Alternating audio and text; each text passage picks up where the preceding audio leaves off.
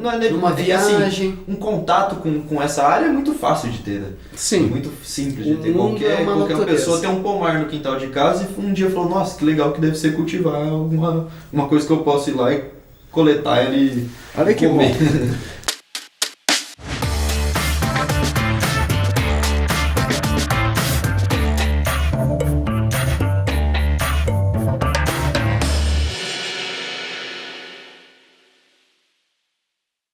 É incrível como a gente passa muitas semanas e uma semana tentando se preparar para esse Na Noite com Cava, para trazer pessoas especiais para cá, esses lindões do mundo.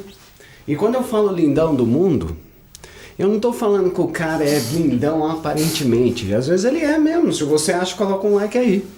Mas o ponto é o seguinte, lindão do mundo o que é? É ser lindo de alma, de personalidade, pessoa íntegra. É esse cara aqui. A gente vai estar conversando com, como se ele se chama, não sei, deixa eu lembrar aqui na minha cachola, ele se chama Lucas Meneghelli. Esse cara é pai de pet. Esse cara é demais. Esse cara é demais. O que ele vai falar conosco hoje? Ele vai falar de agronomia. Ele é engenheiro agrônomo, formado não há muito tempo, mas mesmo assim ele já tem uma certa experiência. Posso comprovar isso porque já tenho conversado com ele por muito tempo. Ele é aqui da nossa cidade de Socorro, junto aqui com o Roberto DiCaprio. A 150 km em linha reta, deve estar errado. Se você colocar no Google, faz aquele negócio lá das medições que vai estar 120. Mas beleza, o que importa é que Socorro é uma cidade fenomenal. Ela está no meio do caminho, ela não está nem tão longe de São Paulo, nem tão longe de Campinas, ela não está nem tão longe, né, das outras cidades do interior. Ela está no meio do caminho e ela oferece de tudo para nós, inclusive esses talentos. E esse talento é incrível, que aqui em Socorro eu falo, se a gente quiser tirar, a gente pode fazer um podcast pro resto da vida, porque aqui as pessoas são incríveis, tem pessoas de interesses diversos e com especialidades e realmente boas naquilo que elas fazem.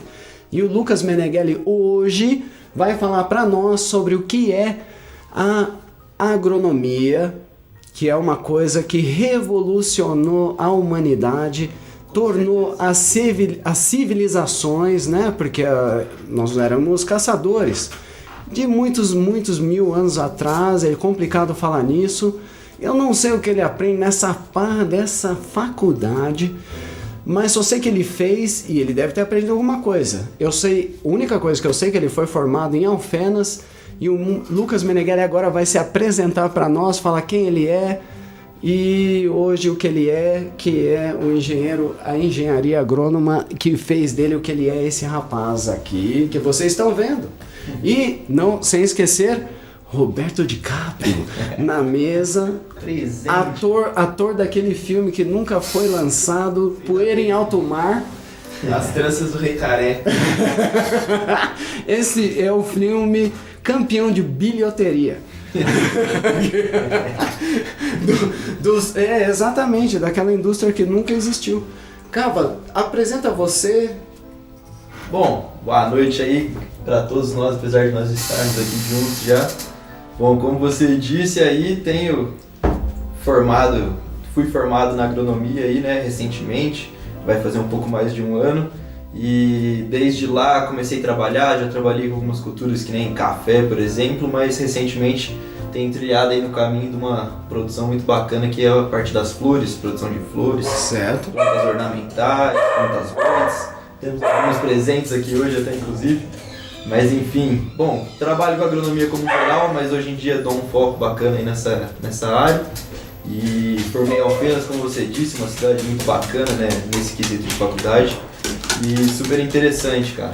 Mas e aí, estamos aí hoje em dia. Hoje eu trabalho representando uma empresa aí na parte de defensivos biológicos, que é um assunto muito bacana também, às vezes, para ser conversado. Para começar, desculpa te interromper, já interrompendo, quanto tempo você é formado, Lucas? Faz quanto tempo que eu me formei, você fala? Isso. Um ano e um mês, se eu não me engano, que vai fazer aí. É bem pouco tempo. E você, pelo que eu vejo, já tem uma certa experiência, porque antes de se formar você já trabalhava com isso? Sim, já tive uma vivência, né? Minha família é do sítio, né? Trabalha com produção, porém minha mãe trabalha com produção de produtos caseiros, né? Derivados do que vem da parte agrícola, né?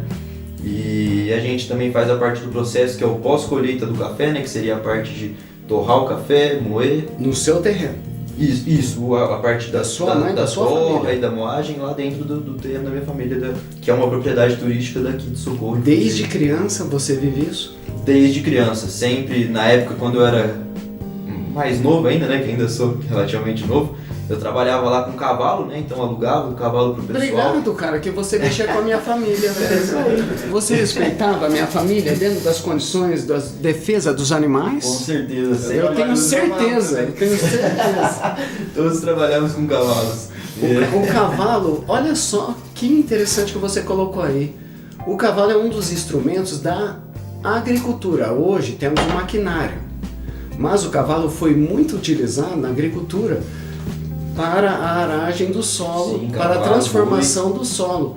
Você lá na sua faculdade, você aprende isso? O que seria a aragem do solo, cara? Então, cara, tem alguns sistemas, né, da gente melhorar o solo, porque o solo, conforme vai sendo cultivado por muitos anos, continuamente, ou solos que são intemperizados pelo tempo aí, né, que solos que ainda não foram cultivados, pasto, por exemplo, eles acabam tendo uma compactação. Isso daí, para o desenvolvimento de uma produção que você quer quantidade de produção, certo, você não consegue porque você tem que ter uma condição ideal para aquela planta se expressar. Uma rotatividade da sua produção, para que ela seja sempre muito eficiente. Exatamente. Tirar 100% do solo, né? Basicamente isso. Você tem que chegar o mais próximo possível da planta se sentir confortável ali, para ela expressar o máximo de produção dela, porque afinal de contas a pessoa produz no final das contas para... Interessante você falar dessa coisa da planta confortável. A planta se estressa como um ser humano, ou como um animal, ou como qualquer coisa, até o material pode se estressar, né, cara? Sim. Exatamente. A planta, quando você submete ela a algumas... Porque é assim, né? Por exemplo, produções extensivas, aquela planta está sendo submetida a um estresse já por você estar necessitando que ela te traga aquele máximo potencial dela. Então, às vezes, as pessoas, mesmo ela conseguindo fornecer a quantidade de nutrientes necessárias, aplicar os defensivos, preventivos para que ela não sofra com o estresse das pragas e doenças, às vezes vem uma geada, como por exemplo esse cenário que aconteceu um tempo atrás, o ano passado, aliás, né? E acaba estressando a planta de uma certa forma, nesse ponto muito extremo, né? Que você congela as células da planta. Certo. E aí ela acaba morre se mesmo. Estressando. Em alguns casos, algumas culturas, né, diferentes, algumas são mais resistentes, elas só passam por um estresse muito grande e você consegue renovar elas. E algumas morrem realmente. E você acha, olha, esse tema da geada, a agricultura moderna, como eu vejo os holandeses que são pioneiros nisso, e você até trabalhou com eles por algum tempo que eu sei, eles já sabem que isso pode acontecer. Que eles fazem as greenhouses, que seriam as estufas, para proteger de qualquer tempo, colocar dentro da temperatura correta. Isso é uma modernidade, isso é o futuro, é o controle do seu próprio produto. E isso está na engenharia agrônoma também? Ou a engenharia agrônoma só está em cultivar o solo, as plantas, defender elas das suas bactérias? Ou tudo está envolvido? O engenheiro ele está envolvido também na construção da parafernália que isso mantém toda essa coisa? Sim, é tudo interligado, né? Partes que a gente nem imagina às vezes tem tudo a ver com a agronomia, né? Tudo está interligado. Essa parte das estufas, principalmente, porque é o que você falou. A gente tem que submeter elas numa condição confortável para elas. E muitas das produções que a gente tem, não necessariamente em todos os estados, em todos os países, vai ser o lugar dela ideal de se estar sendo cultivado. Então eles trazem a estufa, isso daí que você falou, né? Consegue esquentar, consegue ter um controle de umidade, de temperatura, de luminosidade, de tudo que você quiser. É perfeito, né? É o solo perfeito. Exatamente. Você consegue repetir o que seria... Como se não houvesse alteração climática. Ou próximo disso, né? É simular isso. Exatamente. Eles tentam ao máximo simular. Claro que é muito difícil, né? E você falou da questão dos holandeses, né? Como eu falei que eu trabalho com flores, a maioria das pessoas por perto aqui da nossa região que trabalham com flores tem descendência holandesa. Muitos produtores de flores são holandeses, trouxeram a tecnologia de lá, né? Os holandeses são campeões nisso, né? Tanto é que eles são conhecidos pelas tulipas e pelos campos de tulipas. Eu estava vendo a história e é muito curioso isso, foram os turcos que trouxeram as tulipas para a Holanda, 1600 alguma coisa. Esse cara humilhou. Ensinou como cultivo.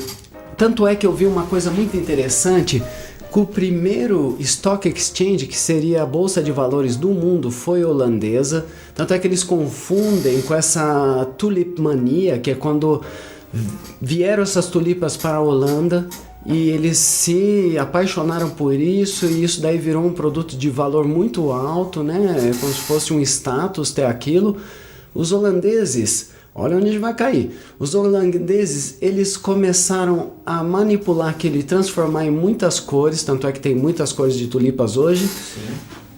Então a gente vai cair nisso. O engenheiro agrônomo, ele consegue manipular de forma a fazer um produto, uma planta, uma fruta Sim. mais bonita, maior e mais nutritiva, ou você acha que isso pode trazer males à nossa saúde? Não, na verdade sim, né? Respondendo a pergunta primeiro, sim, ele consegue sim manipular isso daí. Tem diversas pessoas que têm várias opiniões, na minha opinião, né, que não é nada demais, mas vamos lá, essa parte da transgenia, né, das pessoas que fazem o breeder, né, que é a pessoa que consegue multiplicar, gerar uma nova variedade de cor, uma nova variedade de um fruto, às vezes. Então essa pessoa, na verdade, ela está trabalhando a genética, né, que é uma coisa natural, ela só aprendeu, eles se desenvolveram, estudaram e foram atrás de conhecer mais sobre, e hoje em dia eles descobriram que com certas táticas você consegue gerar cultivares melhores, flores mais bonitas, de cores que você quer. Certo. E isso daí É possível mesmo. é possível, sim. Até com os seres vivos, porque a planta é um ser vivo. Exatamente. Tanto é que ela se estressa, a gente acabou de conversar sobre isso. O malefício que pode vir é para a própria planta, né? De dar uma mutação e, tipo, vamos supor, ter uma nova espécie de banana. Só que a minha banana tem uma tendência a apodrecer um pouco mais rápido que as Sim. outras, tipo, Exatamente, pode gerar uma mutaçãozinha assim. Você pode nessa fazer com que a planta seja mutada de uma certa forma, que aquele ambiente já não é mais legal para ela. Foi interessante isso que o Roberto Moreira colocou. Dá para você deixar a planta mais forte, ela resistir mais, e depois que ela foi colhida, para colocar para o consumidor, ela ficar mais saudável por mais tempo? Sim, isso daí a gente consegue, a parte do plantio deixar mais resistente, você consegue fazer os cavalos que a gente fala, né? Obrigado, a gente está em todos os lados. A gente está em todos os lados, obrigado. Obrigatoriamente. Ainda bem que a gente é reconhecido. Aliás, a conquista do universo, do planeta, ou do espaço, foi feita pela traseira de 2 cavalos. É verdade, porque 2 cavalos andavam, não é? As carroças tinham 2 cavalos ali à frente. Sim. E quando a NASA projetou seus foguetes e tudo mais, e todas aquelas vias, as linhas de trem foram projetadas de acordo com 2 cavalos, porque era a traseira dos 2 cavalos. Sim. E aquilo foi dimensionado, e eles tiveram que dimensionar todas as partes do foguete para nós, os cavalos. Deixa eu ver se o nosso tempo está rodando. Parece que entrou alguém aqui.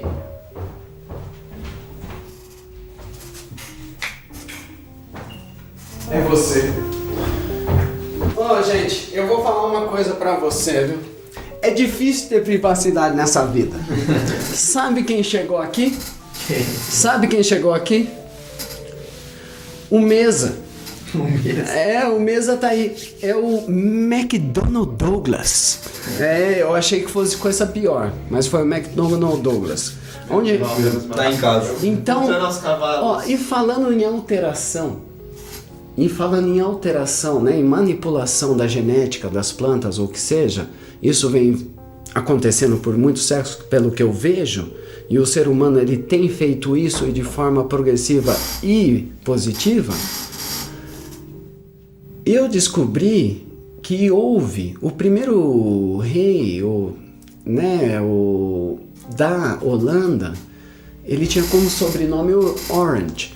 Por isso que lá, quando tem os campeonatos, tudo é laranja. A roupa do time de futebol é laranja. O que acontece é que a Holanda, eles foram uma potência naval por muitos anos, até os ingleses virem e dominarem isso. Enquanto isso, a parte de cima da bandeira ela era laranja, do meio branca e de baixo azul. Mas conforme eles chegavam nos locais e para as pessoas olharem da costa, eles não conseguiam ver a cor laranja, eles transformaram em vermelha. Era laranja por causa desse cara, o Orange. E eles transformaram a cenoura, que tinha a cor abranquiçada, já ouviu falar disso, Capa? E azul, em laranja. Eles manipularam essa genética, por isso que nós hoje temos cenouras laranjas. Você já ouviu falar sobre isso, cara? Pra ser sincero, não, viu, Cabo? Isso daí pra mim é novidade, mas é interessante, É possível trocar a cor da beterraba? Sim, é um processo, às vezes Vai ficar interessante. você submete aquela genética a uma coisa um pouco diferente do que todas as famílias e gêneros daquela espécie estão acostumadas, né? Mas teria como, sim. Tem banana que é roxa, né? Tem milho mesmo, você vê o milho. Mas roxo. você acha que isso daí já não é... Da espécie, uma... isso é... Não sei, é normal. Não sei. Você consegue mudar, assim, realmente a cor de algumas coisas, mas você tem que passar por uma genética. Porque esse processo de mudar a genética para fins produtivos, na agronomia em geral, leva anos, né? Coisa de 5, às vezes 10 anos, entendeu? Para você chegar num produto. Que bom que você falou disso. Porque eu estava vendo também que o milho vem de uma planta, que eu até esqueci o nome, que era como se fosse uma pequena espiga só com as sementes. Uhum. E levou 90 gerações nos Estados Unidos para transformar o que hoje é o milho. O milho hoje em dia... No sabugo, sei lá como você chama. A tecnologia do milho hoje em dia é muito diferente do que... E com o milho você pode produzir muitos produtos, como shampoo, produtos de beleza. É isso, cara? Cerveja... Ah, até mesmo. O pessoal às vezes coloca no meio dos ingredientes da cerveja um pouquinho. No Brasil, O milho, assim, ele começou muito, como você falou, até parecia uma espiguinha muito pequena com pouquíssimos milhos. Hoje em dia você vê essas espigas produtivas. Isso você viu na faculdade. Sim, aprendi a fundo sobre esse assunto na faculdade. Mas você viu isso? Isso na você faculdade? Sim. A gente estuda milho. Quais são as matérias que você vê na faculdade? Cara, muita matéria, mas a gente vê a parte de fisiologia de plantas, a gente vê a parte de entomologias, que são os insetos, né? Você entender como é o inseto. O inseto ajuda no cultivo? Tem inseto que é benéfico, cara? Sim. A gente tem os micro-organismos e os macro-organismos que hoje em dia a gente popularizou, assim, que hoje em dia já se tornaram até subprodutos, né? Que você vende para eles serem benéficos na plantação. Inclusive, que é o foco da minha empresa hoje em dia que eu trabalho, que é os defensivos microbiológicos, né? Certo. E algumas outras empresas têm os macrobiológicos, que são, por exemplo, vespas, ácaros predadores que predam outros ácaros que são menores. As vespas predam, às vezes, insetos, larvas, entendeu? E essas larvas que seriam prejudiciais, né? São os patógenos que a gente fala, né? Como que é simbiose que isso se chama, né, cara? Quando existe um equilíbrio. Porque a gente pensa que para um ser viver feliz, ele tem que estar livre de todos os males. Mas às vezes não. Tem males que vêm para bem, como diz, né, o ditado, porque ele ajuda no desenvolvimento daquilo. Então, o que você trabalha na engenharia agrícola é o equilíbrio de tudo isso e trabalhar com os males para o bem. Isso é certo ou não? Quase uma vacina. Exatamente. É basicamente isso. É uma vacina. Esse é o Roberto Moreira. É isso mesmo. Tem alguns produtos que realmente, dos microbiológicos, que funcionam como realmente uma vacina. E até dos químicos também, mas só que daí entra numa outra parte, né? Mas é essa parte que você falou de usar... O cara tem que estragar o negócio!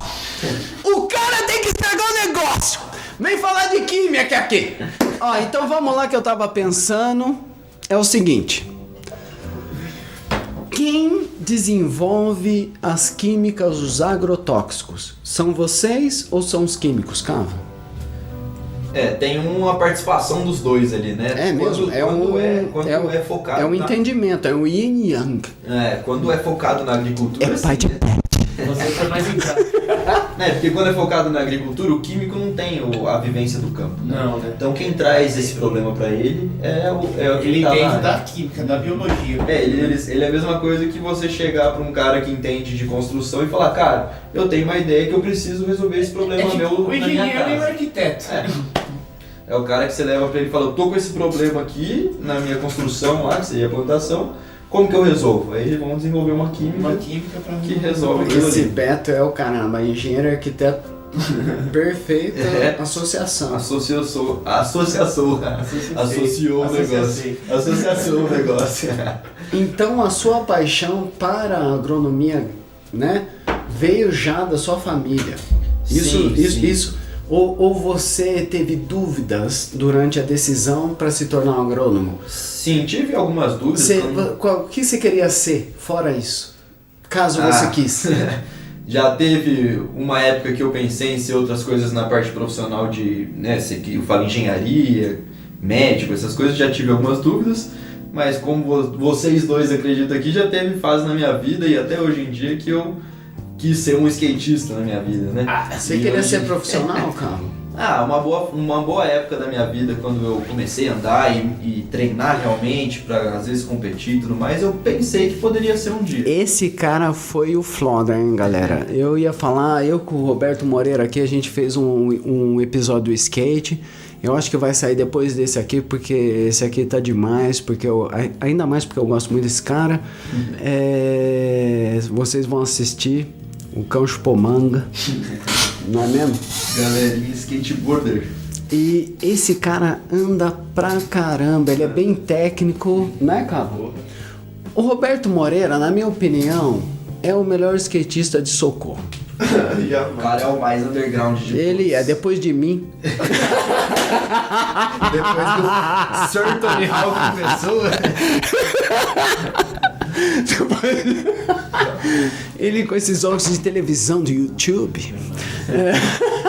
Não, esse cara é muito bom mesmo. Mas no skate é um nicho complicado, né, Cava? É complicado.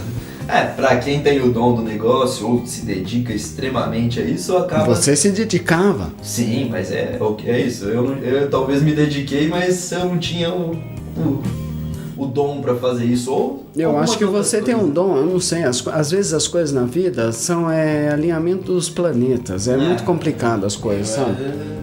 10 anos pra aprender a andar, né? Mas tudo bem.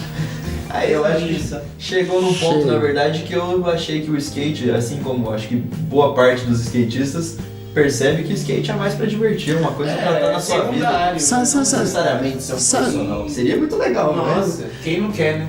Sabe uma coisa que eu tava pensando? Foi muito bom a gente entrar nesse assunto. Não sei porque a gente entrou nesse assunto, mas a gente já está nele, então a gente vai ficar nele. É o seguinte: os skatistas, a gente já falou no nosso episódio de skate, eles são 880. São pessoas da ação, da atividade, Joga, né? da proatividade, do fazer sem pedir. Ninguém pede nada, eles vão e fazem, porque eles querem transformar o mundo. E eu vejo que a maioria dos skatistas, todos aqueles que passaram pela pista, eu sou um homem de 44 anos, e quando a pista surgiu eu estava com 40, eu lembro de 39, 40, e estamos há 5 anos nisso, eu vi muita gente indo e vindo, né, jovens indo e vindo, desistindo e aderindo. É incrível a perspicácia, a vontade, e eu vejo que mesmo se eles não progrediram no skate, nas suas profissões, nas suas respectivas profissões, eles estão muito bem. Por quê? Porque mostra que eles estão empenhados naquilo que eles fazem. E para andar de skate, você tem que estar empenhado naquilo que você faz, porque você não vai dar barra! Não tem outro jeito! Mas, não é verdade mesmo. Então não tem outro jeito. Aí eles acabam passando isso para a profissão. Então, se seu filho quer fazer skate, deixa ele fazer. Porque se ele não for profissional, ele vai ser um bom profissional naquilo que ele faz, como o senhor Lucas Meneghelli aqui, que é porque eu vejo e é engraçado que porque a gente está tentando explorar aqui o que ele faz, o porquê ele chegou nisso e qual é a paixão dele, o que motiva ele. Porque para viver, a gente tem que ter uma motivação, né? Sim. Com certeza. A gente tem que se sentir bem e querer fazer aquilo. E a gente quer saber por que o Lucas Meneghelli faz isso. E como você equilibra isso hoje com o skate, já que a gente entrou no assunto skate, cara? Então, como eu falei, né, do jeito que eu amadureci, assim, o pessoal também, que eu conheço, a maioria dos meus amigos ficou nesse pensamento de, o skate vai ser só uma coisa que é pra me divertir, pra gastar o tempo do mesmo jeito que alguém vai na academia, ou faz pilates, ou, sei lá, joga bola, o skate pra gente é... Eu gosto de chamar skate terapia. Skate terapia. Você falou esse negócio de que se quiser deixar seu filho andar de skate, anda, que ele, se não andar de skate bem, vai ser um bom profissional. Certo. E se não virar um bom profissional, no mínimo ele vai fazer bons amigos e vai ter uma puta de uma relação com as pessoas, porque skate traz isso, né? Com certeza. Mas hoje em dia, voltando ao assunto, como eu concilio tudo isso, bom, vocês sabem, né, que eu machuquei o joelho, então eu não tô podendo andar de skate de verdade mesmo, como eu gostaria de estar andando. Mas eu sempre... Os três. Mas eu sempre tô andando, sempre tô em contato com o skate, sempre que eu posso eu pego pelo menos pra andar e pra lá e pra cá na pista ali. E vou trabalhando, né, porque como eu dei o foco também, né, na parte profissional, na agricultura, na minha formação, eu também tenho que... Agora, né, que eu tô no início da carreira, tô progredindo, eu tenho que dar foco nisso também, né? Muito mais do que pro skate, que se tornou um hobby, né? Então eu sempre concilio, sempre que possível eu tô andando, mas também acordo cedo e vou trabalhar. Você acha que é estressante conseguir organizar, administrar o seu tempo livre, o skate que te faz bem, mais o trabalho? E eu acredito, para ser um bom profissional a gente tem que estudar. É estressante, cara? Cara, estressante eu não digo porque os dois eu gosto de fazer, entendeu? Então não é uma coisa que vai me estressar, falar, puta, eu tenho que andar de skate. Não é um negócio que você fala, nossa, eu tenho que ir pra academia e eu não quero ir pra academia. Eu tenho que jogar bola, mas eu só... Olha que lição que ele tá dando pra nós. O que estressa a gente? Aquilo que a gente não quer fazer. É, claro. Não é mesmo, cara? Você deu o tiro certo no agronomia, então. Exatamente, eu gosto disso. Faz por prazer. Eu gosto de estar no campo, cresci, como eu disse lá, mexendo com cavalo, meu pai mexendo com café, minha mãe produzindo queijo, bolo, pão, tudo que vem ali do setor agrícola, né, pecuária em geral. E aí quando eu me deparei com esse momento de, já que eu não vou focar no esporte, ser um atleta, alguma coisa assim, eu tenho que fazer alguma coisa que eu gosto pra pelo menos... Legal que você colocou ali essa parte pecuária. A parte pecuária está muito relacionada com a agricultura, porque se não houver agricultura, o rebanho não come. Se o rebanho não come, não tem. A gente não come também. Não tem o pecuário. Querendo ou não, o rebanho não tem tá tudo somado. Tá tudo junto. Tá tudo junto. Exatamente, tá tudo junto. Tá tudo... Então, a agricultura é a parte mais importante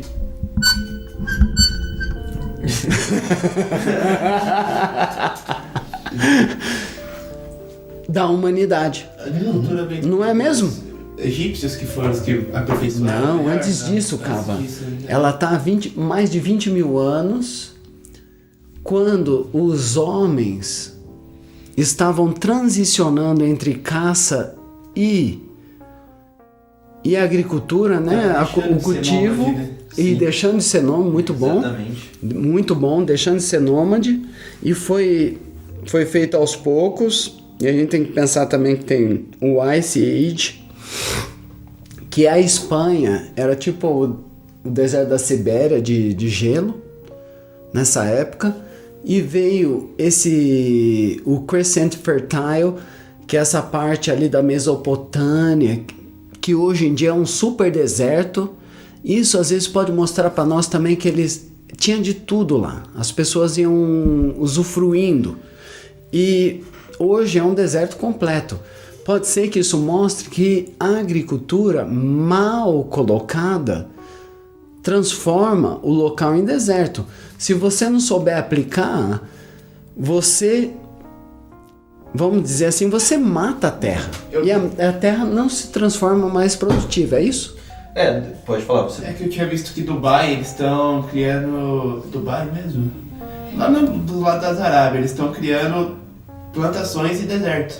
O pessoal hoje em dia nessa região desértica, tanto estufas que a gente falou no início, né, que consegue trazer uma condição, eles conseguem fazer, e lá eles têm trabalhado nessas regiões de deserto também muito com pivô, né, que é aquele um braço posicionado no centro de uma produção em círculo, né? Então ele roda. E as plantações nascem em círculo também. Isso, se você olha no mapa dessas regiões aí, tem um monte de bola lá no... Parece descobridor. Exatamente. Aí nesses no meio, né, dos círculos que formam lá, né, uma figura geométrica ali, eles conseguem fazer uma irrigação diferenciada ali, às vezes com uma fertirrigação, talvez, sei lá, uma estufa. E nos círculos eles colocam os pivôs. E aí aproveita aquela área inteira. Isso não pode interferir no clima mundial? Uma pessoa plantar coisa no deserto e acabar transformando outra região em deserto? Acho que não chega. Mas é que assim, eu acredito, né? Isso daí você já entrou num ponto que eu também não sei te falar nada científico. É mais. Mas eu acredito que se você, por exemplo, voltando no assunto de olhar no mapa, se você olha no mapa e vai diminuindo assim, ó, você vê que por mais que lá sejam muitos hectares, muitos alqueires de produção, você olha a hora que você diminui, não é nada. Entendeu? Você nem chega a ver depois que você diminui bastante. Pode parar! Vamos parar com esse papo furado do caramba de bar. O que eu tava vendo lá também é que quando o homem era caçador, 2 quilômetros quadrados garantia um homem. E com a agricultura você consegue hoje, tipo Bangladesh, 1.000 pessoas por quilômetro quadrado são alimentadas. Então a engenharia agrônoma trabalha para isso. Ou não, Cava? O fato de... Tipo assim, você cultiva uma terra, né, de uma certa dimensão e você consegue, a partir dali, transformar energia, porque comida é energia, para 1.000 pessoas dentro de um determinado metro quadrado. Ó, pra você ver como que você perguntou aquela hora se tudo se interligava, né? Que a gente falou sobre outras áreas da agricultura. A gente tá falando da genética. Isso é exatamente o que o cara lá, o breeder que tá multiplicando, faz. Ele pega uma espécie, transforma ele em mais produtivo e com isso, em menos espaço, você consegue produzir cada vez mais, colocando aquela planta no... Então, isso é a modernidade. Tentar fazer com menos mais. Com menos espaço, menos volume, mais. Exatamente. Porque a nossa população está aumentando. Sim. Nós estamos com 7 bilhões de pessoas. Muita gente. Difícil caber nós. A gente está bem, a gente está em socorro.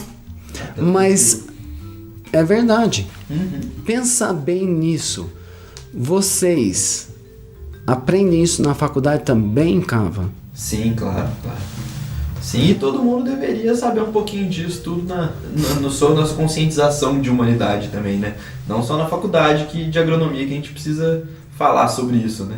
É uma coisa que é normal, né? A gente sabe que está crescendo muito mais a população e cada vez a gente tem que ir atrás de tecnologia para se autossuprir, né? Então, para que as pessoas saibam, aquelas que queiram fazer essa faculdade a qual você fez, quais são as matérias e assuntos gerais, assim, de interesse, Cava, da sua faculdade? Como eu tinha falado aquela hora, a gente trabalha com a parte de fisiologia das plantas, a entomologia, que são os insetos, fitopatologia, que são as doenças de plantas, por exemplo. Aí trabalha com a parte de pecuária também, de forragem, que é para produção de bovinos, por exemplo. E essa parte da genética, parte da biologia, microbiologia, todas essas matérias entram em conjunto. A parte como o Beto falou aquela hora, da engenharia, né? A gente trabalha a parte de desenhos, expressões gráficas que a gente fala, né? Que é a produção de plantas para celeiros agrícolas, por exemplo. Entendeu? A gente trabalha toda a parte É muito interligado, é muito interligado. Tem muita área para seguir. O Sim. cara que tá fazendo agronomia, se ele fosse ter que escolher, tipo assim, quando ele começa, ele já vem com o intuito, não, eu quero trabalhar com milho, não, eu quero trabalhar com hortaliças, não, eu quero trabalhar com produções para rações. Existe isso? Tem gente que já vem, por exemplo, trabalha, a família já tem uma produção ou sempre gostou de alguma cultura específica, que entra na faculdade focado em alguma coisa. Tem pessoa que quer ser cientista também. Pode exatamente, fazer a parte de Eu tenho um pesquisa, amigo que né? é cientista agrônomo, o Luiz. Existe isso, cara. Trabalha na parte de pesquisa. É essa galera que desenvolve as variedades, a genética, os produtos, entendeu? Faz testes pra gente saber o que dá certo e o que não dá. Mas sim, as pessoas entram na faculdade com alguma... Eu mesmo entrei com um foco no começo, como meu pai mexia com essa parte de café, eu pensei que eu ia trabalhar com café. Então, se você for ser um agrônomo, e se você quer fazer uma faculdade de agronomia, você tem que saber do quê? Que você pode ser como você, aquilo que você está fazendo, que é vender o seu produto, desenvolver uma melhor planta, desenvolver uma bactéria ou a bactéria exata para cuidar daquela raiz ou para planta crescer mais rápido. É muita área para seguir dentro da agronomia, é isso? É isso que você está me dizendo? Às vezes entra focada, só que depois que tem contato com aquela diversidade de matérias e assuntos, a pessoa aí abre a cabeça para inúmeras possibilidades. É uma área muito rica mesmo de possibilidades. E o pessoal fala, né, até que é difícil achar emprego e tudo mais, eu realmente concordo que mas na área da agronomia, na área da agropecuária, né, da parte agro e pecuária também, nossa, cada vez está sendo mais aberto Nessa sua área é difícil achar emprego ou não? Não posso dizer que é fácil, porque fácil nada né? A gente tem que se dedicar para aquilo. Mas é relativamente, dependendo de algumas áreas, mais fácil. Hoje em dia tem outras áreas que são muito, né, dissipadas, a parte de tecnologia hoje em dia está muito mais grande. Em alta, né? A parte de civil, de construção também está em alta, mas enfim, a agronomia também está, né? Porque querendo ou não é uma área. É a sobrevivência, né? Exatamente. É a existência. Nunca vai parar de crescer, né? Como você disse, a população está crescendo, então, inclusive a consequentemente... A tecnologia está ajudando a agronomia. Sim, bastante. Nossa, demais. Hoje em dia, tecnologia e agronomia são duas coisas que... Sim. A inteligência artificial. Ciência, tecnologia, tudo isso é interligado. E eu acho que tudo na vida tem essa tendência de cada vez ser mais interligado com todos os aspectos, porque senão não adianta você querer, né, focar em uma coisa só ou em outra. Você hoje, eu sei que você... né, vende seus produtos, são produtos que vêm melhorar a terra, vêm melhorar a produtividade. Você hoje, qual seria? Porque eu sei que toda profissão tem um objetivo final. O piloto é ser piloto de um 747, entendeu? O político é ser presidente do país, não é mesmo? Né? O biólogo é desenvolver a melhor vacina ou uma descoberta inesperada. Qual seria o objetivo final do agrônomo? É difícil falar o objetivo final de um agrônomo em geral, né? Porque, como a gente estava falando, tem, diversas fontes de inspiração aí, de caminhos a ser tomados. Na minha opinião, eu acho que eu já estou meio que no caminho que eu sempre quis, né? Que é dessa parte de defensivos biológicos, parte de melhorar a parte nutricional da planta, levar a tecnologia para o campo.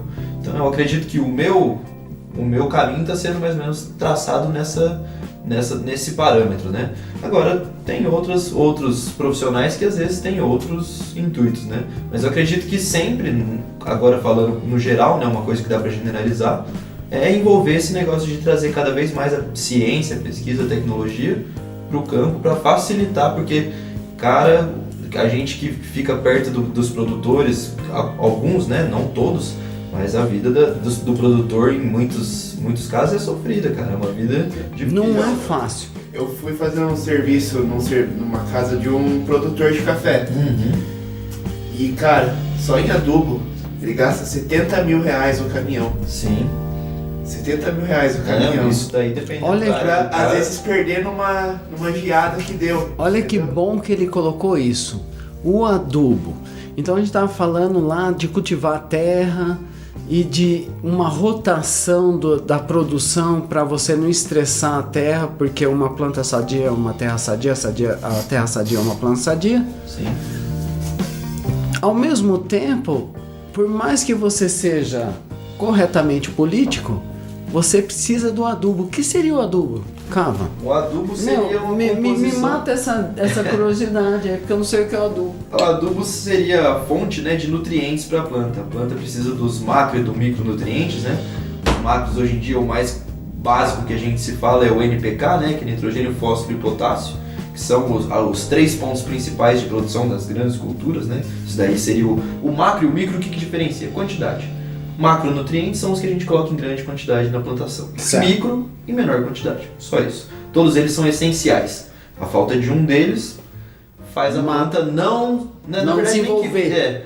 Não desenvolver nem que mata saudavelmente. Não desenvolve bem. Exatamente. Falta alguma coisa, entendeu? Ela não vai expressar tudo que ela poderia. Então o adubo, ele é mais ou menos isso. O adubo NPK, ele vai fornecer nitrogênio, fósforo e potássio. Nas formulações exatas que cada cultura, cada solo é determinada de acordo com uma análise. Os micro a gente fornece também por forma de adubação, né? Sulfatos, nitratos, enfim. E aí você consegue completar esses macro e micronutrientes essenciais para a planta, ou tentar chegar o mais próximo disso, para a planta expressar a produtividade dela. Esse cara é demais, velho! Eu gostei pra caralho, não entendi bosta nenhuma! Fala sério se ele não foi um convidado especial. Puta merda, eu vou ter que assistir 5 vezes pra entender essa parra aí. Um macro, um micro. O cara tá foda, hein, velho? Eu tô achando que é um micro-ondas. Não, tô brincando. Que demais a explicação dele. Que demais a explicação dele. Para vocês verem como é complicada todo o desenvolvimento, o estudo. Olha o que esses caras fazem. Fezes. Por que eles usam fezes às vezes? no Então, adubo? tudo que é composto orgânico, vindo de origem animal, vegetal, Tipo, tudo isso, por exemplo, se você começar, você tem uma planta ali, você começa a colocar sua borra de café que você passa no seu dia a dia depois de secar ela, coloca casca ali, de ovo, casca de banana, tudo isso daí tem nutriente. Todas essas matérias orgânicas são nutrientes. Mas fontes sem- mais de nutriente. Mas sem exagerar. Se, não pode- começar a colocar muita borra de café, se você coloca só borra de café, são só alguns nutrientes que vão estar sendo inseridos ali. A planta há precisa um de desequilíbrio. Exatamente. Tudo é equilíbrio. Tudo é equilíbrio. E aí volta naquele assunto também do micro e macro-organismo lá que vai estar presente no solo, decompondo aquela matéria orgânica, ou combatendo a praga, ou sendo a praga, né? E aí Se for demais. tem tudo um... Florinha exagero, sendo da praga. exatamente. Por exemplo, se você colocar também uma bactéria ou um fungo que seja benéfico, só que de maior quantidade, ela é tão agressiva nessa parte de predar Certo. os patógenos que às vezes até a planta vai ser, se você colocar em grandes quantidades, Certo. né? Então você tem que também ter as doses certas até dos que são bons, daquilo. entendeu? E Até dos como que são você bons. sabe disso? Análise, calma. Hoje em dia, como tem muitos produtos já comerciais disso, né?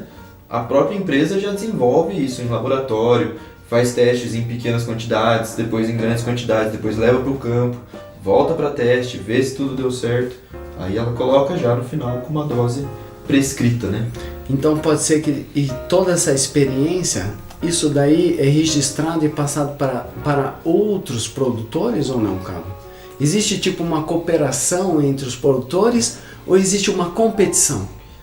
Hoje em dia, querendo ou não, essa parte de produtos, né, acaba que as empresas têm um interesse de lucrar em cima da tecnologia que querendo ou não, gasta muito tempo e dinheiro para você produzir Pra conseguir vender o produto, é isso? Anos e anos gastando dinheiro, fábrica, funcionário. Tudo bem que gera empregos, gera trabalho e tudo mais, ótimo, mas é um trabalho árduo demais. Então, quando eles vão fornecer isso daí, eles têm que lucrar de alguma forma para a empresa continuar crescendo. Então, esse negócio de levar a tecnologia, eles cobram um valor, aí tem empresas que se perdem nessa ganância, tem Certo. algumas que lutam pelo certo, isso não é assunto para agora, né? Existe isso, né?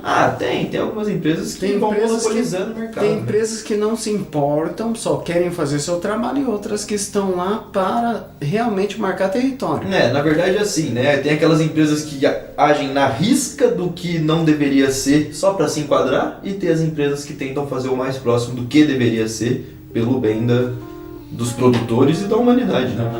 Aí normalmente os que andam na risca do ruim, mas estão dentro ali, eles ganham muito dinheiro, né? Existem países que são líderes nisso, cara? Na parte de agricultura, o Brasil é uma potência muito grande, né? Só que aí entrando na parte de adubos e fornecimento de alguns químicos e biológicos, às vezes vem de outro, por exemplo. Não, o da Rússia, por exemplo, está tendo um grande déficit de produção na parte de adubos também.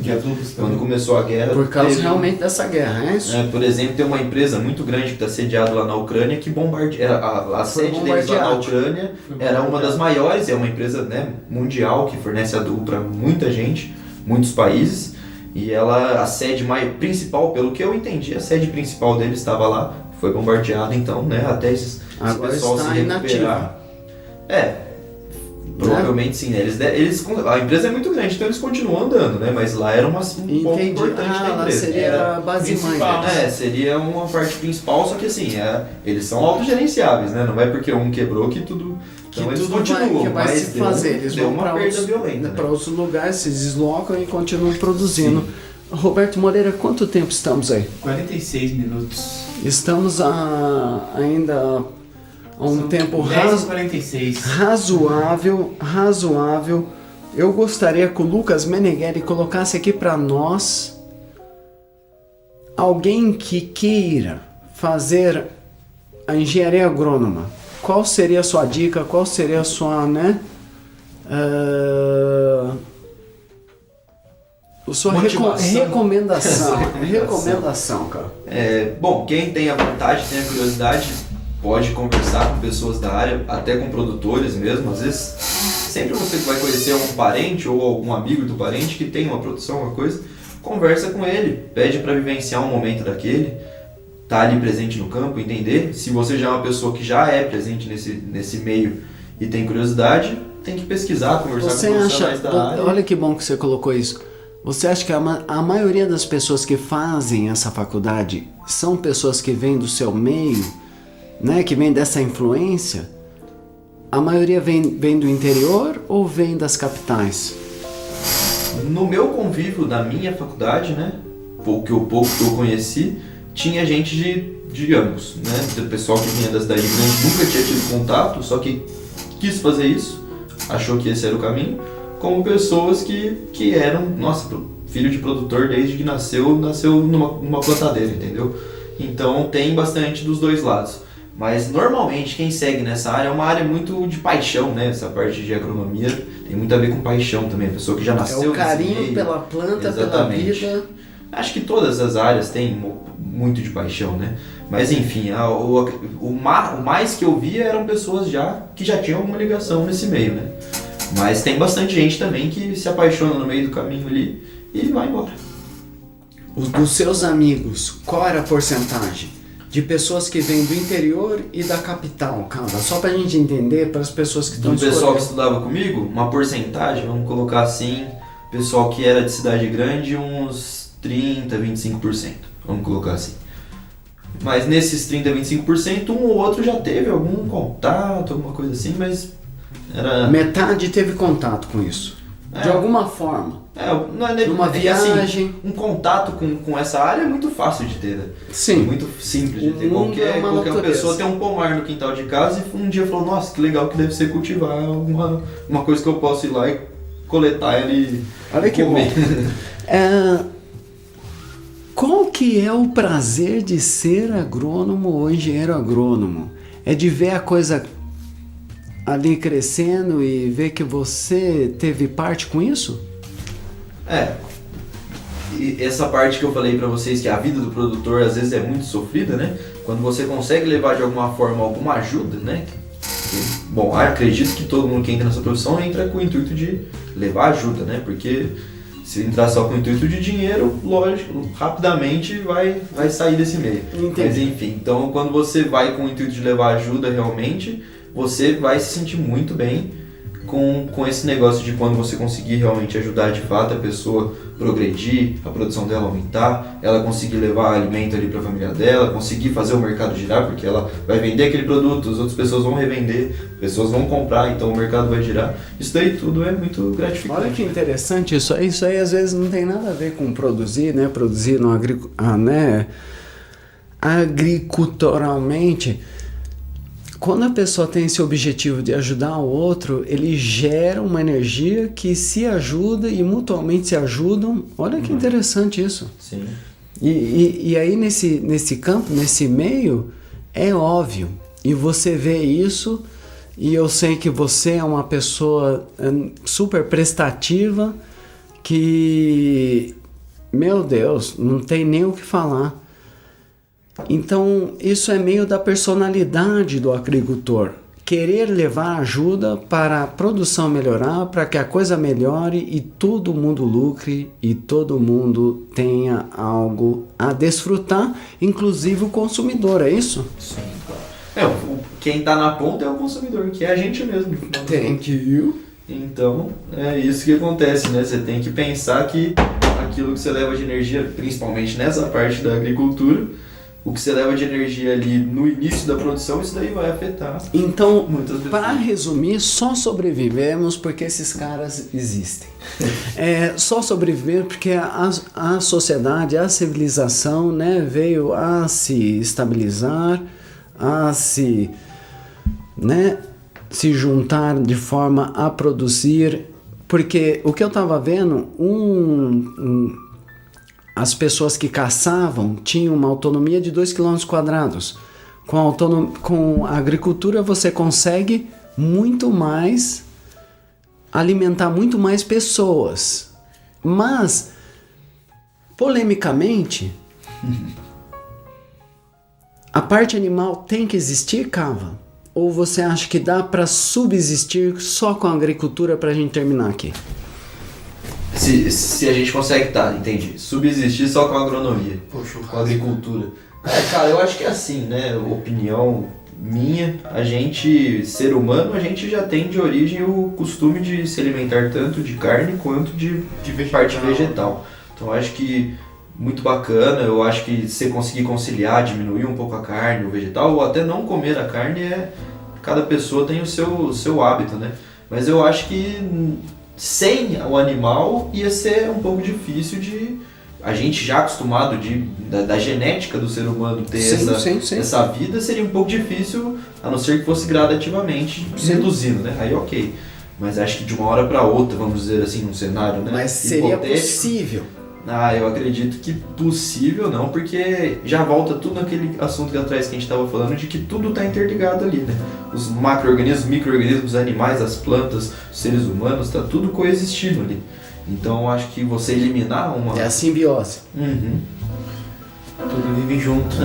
Óbvio, né, que as pessoas entram naqueles assuntos de que, mas não tem porquê, as pessoas produzem rebanhos e rebanhos de produção para consumir suprir uma demanda muito maior do que o que teria que ser, e aí isso daí é errado. Ok, eu concordo realmente, mas volta, né, de novo no assunto que a gente falou, que a população está cada vez aumentando, as pessoas têm que fazer o que sai ali da casa do agricultor, da produção dele até chegar na ponta final. Tem uma perda tremenda, isso daí ninguém enxerga. Sim. O cara, muitas vezes existe uma perda ali. Claro. E tem que ser calculado. No momento que ele colocou a semente, no momento que ele arou, que a gente voltou lá no início do arar até, no momento que ele arou, até o momento que foi parar na mesa do cara que ele cortou o primeiro pedaço de alguma coisa ali, teve perdas no caminho inteiro. Então, às vezes, o custo daquilo que a gente paga tá nas perdas.